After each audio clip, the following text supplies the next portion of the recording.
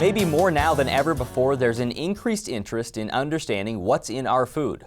Some reports in the media recently identified one ingredient in meat products that has been around for decades, but is now provoking questions.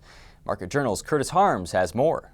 On the heels of the lean, finely textured beef, or pink slime controversy, another food processing term is sticking in the media. Meat glue, more appropriately known as transglutaminase, is raising questions after a series of news reports were released this month. Transglutaminase isn't a new practice and is just one method of cold bonding, according to Assistant Professor of Animal Science with the University of Nebraska-Lincoln, Gary Sullivan. Cold bonding, there's two different technologies that they use. One is beef fibrin, and the other one is transglutaminase. Both are enzymes that are used, and what they do is they bind the pieces of meat together in a cold environment. The cold bonding process is relatively simple. In this example, which will be a pork tenderloin wrapped in bacon, the transglutaminase enzyme begins in a powdered form. Once mixed with water, the solution is applied to the meat cuts. The enzyme works to bind proteins that occur naturally in the meat. The entire product typically needs to remain cold for several hours for the process to work. Cold bonding allows food processors and chefs to be creative in developing new food products. The process also can result in more uniform fillets. If you look at a tenderloin, you actually have a large end and then it tapers down to a small end.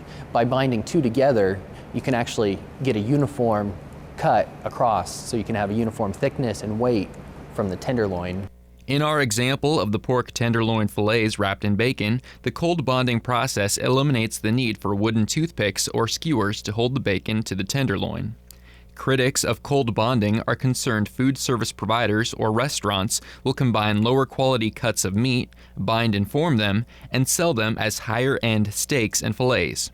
University of Nebraska-Lincoln Extension meat specialist Dennis Burson doesn't believe this is or will be a common practice. The only way that would happen if somebody decided to take a very low value cut and try to make a higher value cut out of it, such as taking round meat and trying to make a strip steak out of it. The challenge with that is no matter what you do with the round meat, it's going to eat and texture much like round meat. Eventually, if you're selling that to a restaurant, they're going to discover that their customers are complaining about the quality of their product. And so there's going to be economic feedback within the system to help curb some of that. All meat products sold must also be labeled correctly to meet FDA regulations. If you call something a loin strip, the muscle has to come from the loin strip and not from someplace else. Labels on meat cuts will identify if meat products have been bonded together. Restaurants using enzymes to bind cuts of meat will also be able to provide this information to customers. On a label that a person could look at in a restaurant, it would have the name of the product on it, but then it would also have to say that it's been formed with or bonded with. And in this case, it could be bonded with an enzyme, or it could be bonded with fibrin, or they could even get more specific and name the two compounds, the transglutaminase or the fibrinogen and the thrombin, as the two areas that it would be bound with. The binding agents, transglutaminase and fibrin, are both approved by the FDA and are considered safe. However, when meats are bonded together, more care needs to be taken in the cooking process, according to Associate Professor of Food Science with the University of Nebraska-Lincoln, Harshavardhan Tippereddy. Dr. Tippereddy says there are intact pieces of meat, such as steaks, and non-intact meat products, such as ground beef. And your bacteria are on the surface of the round or the intact muscle. So when you make a steak out of it, the bacteria are still on the surface of the steak.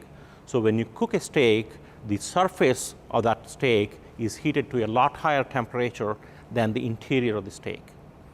As long as we don't have any bacteria inside the steak, even if you cook to rare temperatures, the steak is safe because you destroy the organisms that are on the surface and the interior, the bacteria are not there, so even a rare product would be safe.